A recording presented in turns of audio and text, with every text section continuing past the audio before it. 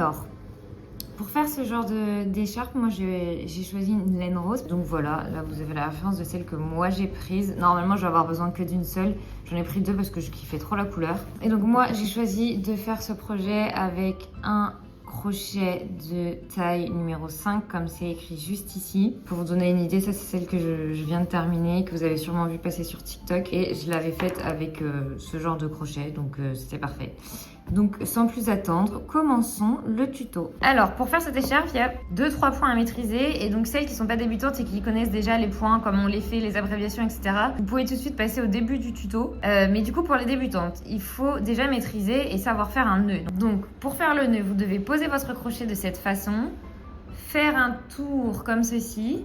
Et le résultat, c'est que vous avez le petit fil qui passe au-dessus du grand qui est juste là. Ensuite, vous faites un jeté sur votre crochet et vous passez dans la boucle de cette façon-là. Donc là, vous avez le premier nœud de départ, le nœud dont vous pouvez vous servir pour toutes sortes de projets. Ensuite, vous allez aussi entendre parler de chaîne. Une chaîne, c'est un ensemble de plusieurs mailles, une suite de plusieurs mailles finalement, de plusieurs mailles en l'air. Et du coup, pour faire une maille en l'air, c'est tout simple. Vous faites un jeté sur votre crochet et vous passez dans la boucle. Un jeté sur votre crochet et vous passez dans la boucle. Un jeté sur votre crochet et vous passez dans la boucle. Pour faire l'écharpe du tuto, vous allez aussi devoir maîtriser la demi-bride. Alors la demi-bride, ça se fait comme ceci. Vous faites un jeté sur votre crochet, vous piquez dans une maille, vous ressortez le fil de façon à avoir du coup 3 boucles sur votre crochet. Vous faites ensuite à nouveau un jeté que vous passez dans ces 3 boucles. Je vais en refaire une. Donc un jeté, je pique dans une maille, je vais chercher le fil de façon à avoir 3 boucles sur mon crochet, un jeté que je passe dans les 3 boucles. Quelque chose qu'il faut savoir aussi, c'est que quand vous allez finir des rangées, vous allez vous retrouver comme ça avec la fin d'une demi-bride. Pour finir un rang, il faut toujours faire une maille en l'air de cette façon. J'ai fait un jeté et j'ai passé dans la boucle. Et une fois que vous retournez votre ouvrage pour partir pour faire un nouveau rang, il ne faut jamais piquer dans cette maille en l'air que vous venez de faire, donc la première, mais toujours dans l'avant-dernière, celle-ci. Du coup, je vous montre une demi-bride. Hop, hop. En fait, c'est ce qui va permettre que votre ouvrage prenne en hauteur et ça reste bien droit juste ici. Ensuite, je vais aussi vous parler d'augmentation. Alors pour faire une augmentation, c'est quand vous allez arriver au niveau de la dernière maille. Donc là vous voyez, il aurait fallu que je pique là naturellement, normalement, si je ne vais pas faire d'augmentation. Donc je pique là pour faire ma demi-bride.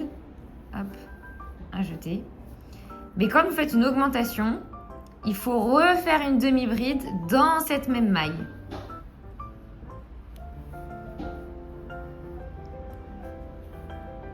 Et une fois que vous avez fait cette demi-bride, il faut du coup finir le rang avec une maille en l'air.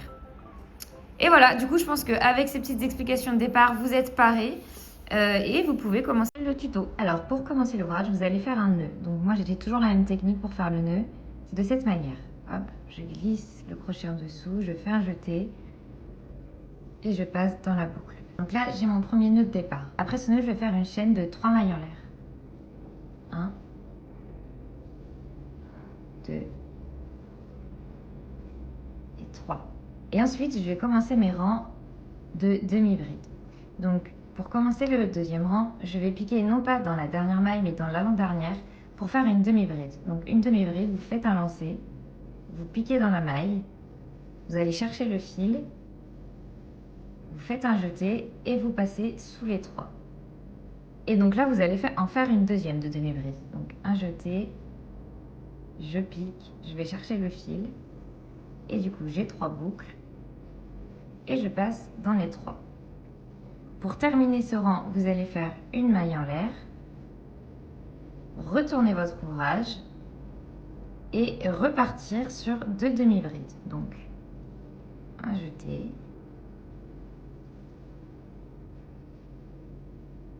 je passe en dessous de mes 3 boucles, une deuxième,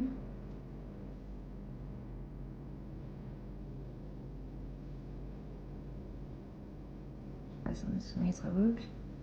Et une maille en l'air pour fermer le rang. Je pars sur un troisième rang de la même manière, donc de demi-bride.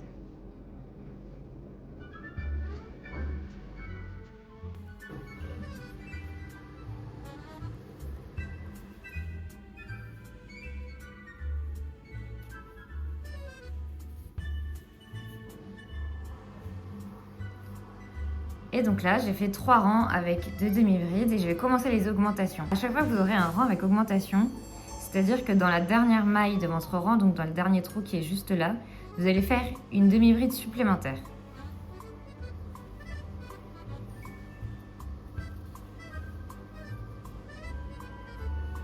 Et donc là, vous allez faire votre maille en l'air pour fermer le rang.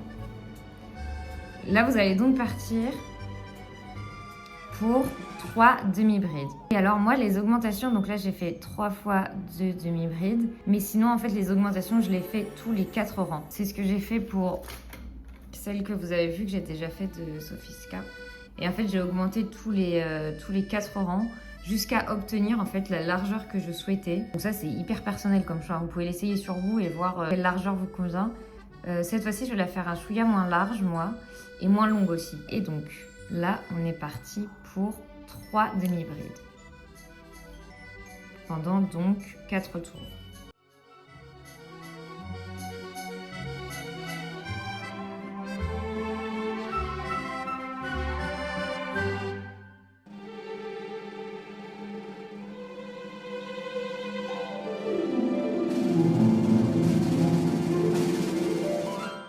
Et donc là je viens de finir mon 4e rang, donc je pars sur une augmentation. Donc je rajoute une demi-bride dans la dernière maille.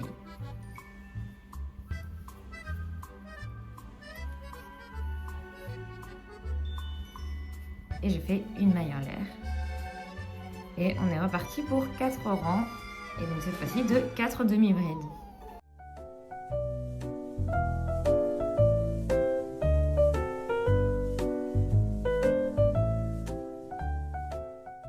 Et donc je sais qu'on m'a déjà posé la question, mais oui, j'augmente toujours du même côté. Et si ça peut vous aider pour éviter de vous perdre, c'est de mettre un marque-maille à chaque fois que vous avez commencé le premier rang d'augmentation.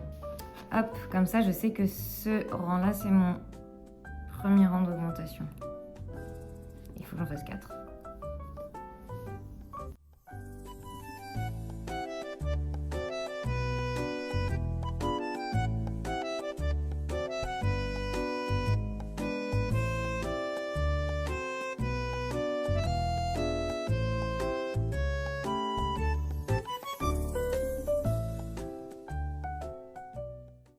Et donc, alors je vais pas tout vous filmer, mais voilà, globalement vous avez compris la technique, c'est tous les 4 rangs, à part au début où j'en ai fait 3, mais tous les 4 rangs j'augmente en rajoutant une demi-bride à chaque fois dans la dernière maille de mon 4e rang. Et donc là je vais vous retrouver une fois que je serai arrivée à une largeur qui me convient, une largeur d'écharpe qui me convienne.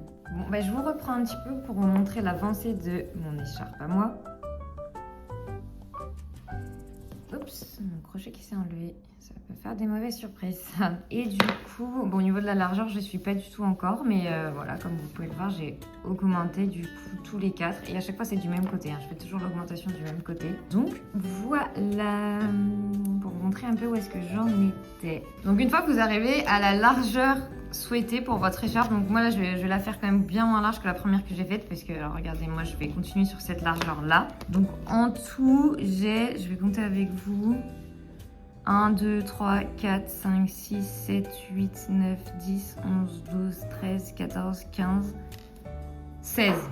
Donc je me suis arrêtée à une largeur de 16 mailles, alors que l'autre, on va faire la comparaison, je vais pas recompter les mailles et tout, mais elle était quand même bien plus large. Ouais, j'ai fait moitié moins large presque. Et du coup, une fois que vous arrivez là, vous allez commencer à faire des rangs sans augmentation. Donc des rangs tout simples. Donc 16 demi-brides à chaque fois, plus une maille en l'air pour fermer le rang. Et ça, vous le faites jusqu'à atteindre la longueur désirée. Et après, on commencera les diminutions pour que justement ça fasse la même chose comme ça, ce triangle. Et donc, une fois que vous avez atteint la longueur voulue, donc moi je vais vous montrer, j'en suis là. Je vais commencer les diminutions. Elle sera assez courte parce que j'avais pas envie d'en faire une longue. Pour faire les diminutions, Là, je viens de finir mon dernier rang sans augmentation, sans diminution, avec une maille en l'air du coup. Et là, du coup, je vais commencer ma diminution. Donc pour faire une diminution, vous faites un jeté, vous piquez, vous allez chercher le fil. Alors du coup, là, j'arrive à la fin des rangs que j'ai fait sans augmentation et je vais commencer à vous montrer les diminutions. Donc hop, là, je fais ma dernière demi-bride. Je fais toujours une maille en l'air pour terminer le rang. Et faites attention, quand vous voulez commencer les diminutions, il faut que les diminutions soient du même côté que celui où vous avez fait les augmentations. Donc moi je sais, j'avais laissé mon marque-maille à ma dernière augmentation.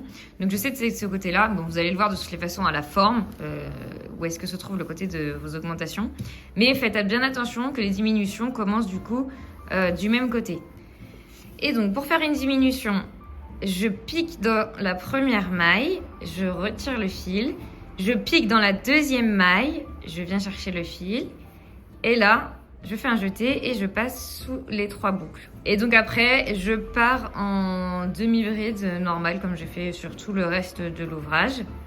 Et donc ça, vous allez le faire sur 4 rangées à chaque fois. On fait les diminutions tous les 4 rangées pour que ce soit bien symétrique avec les augmentations que vous avez fait là. Donc, je vais faire mes 4 rangées et je reviens à la fin pour vous remontrer une diminution.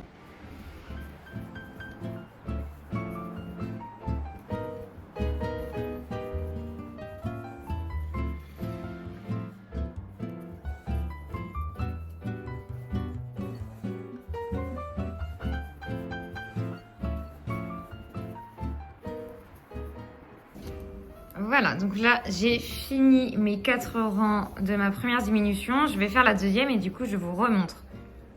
Donc vous allez piquer dans la première, sortez le fil, vous piquez dans la deuxième, vous sortez le fil, vous faites un jeté et vous passez dans les 3 boucles. Et après on est reparti, donc pour 4 rangs. Et du coup, je vais faire hors caméra le reste jusqu'à arriver à la fin pour bien faire le petit triangle de la fin. Mais globalement, voilà, vous faites des diminutions tous les 4 rangs, comme vous avez fait des augmentations tous les 4 rangs. Alors là, comme vous pouvez le voir, je suis à la fin de mes 3 rangées de demi-bride, où j'en ai fait 2. Et du coup, c'est la fin. Alors là, pour le dernier point, ben, vous tirez comme ça, hop. Vous pouvez couper votre fil. Et là, le rentrer dans la boucle pour que ça fasse un nœud. Hop. Vous serrez tout ça très fort et voilà, vous avez terminé. Sauf que, en soi, vous pourriez vous arrêter là. Ça donne ça. Voilà. Mais moi, je vais faire comme sur le premier modèle que j'ai déjà fait ici. Ici, pour que ce soit bien propre, j'ai rajouté un liseré en fait. Alors là, on ne le voit pas, mais il y en a un gris, puis un argenté. Là, je vais juste en faire un rose normal. Et du coup, je vais vous montrer comment le faire. C'est facile, c'est des mailles serrées, c'est un enchaînement de mailles serrées. Donc pour ce faire, hop, un nœud. Et là, en fait, comme je veux que ça fasse un joli bout arrondi comme ceci à ce niveau-là, je ne vais pas commencer au bout, je vais commencer vers la moitié de l'écharpe. J'avais commencé ici pour celle-ci. Et pour celle-ci, bon, je vais commencer là. Et donc, une fois que vous en êtes là, vous piquez comme ceci. Hop, vous ressortez le fil et voilà, du coup, là, vous êtes calé, vous couperez le fil plus tard. Et du coup, là, dans chaque maille, vous allez faire une maille serrée. Donc, hop. Dans chaque trou, tout autour, dans chaque rangée. Regardez, ça fait une bordure bien propre comme ça. Alors là, comme vous pouvez le voir, j'arrive à la fin du coup de mon tour de maille serrée, tout autour comme ça.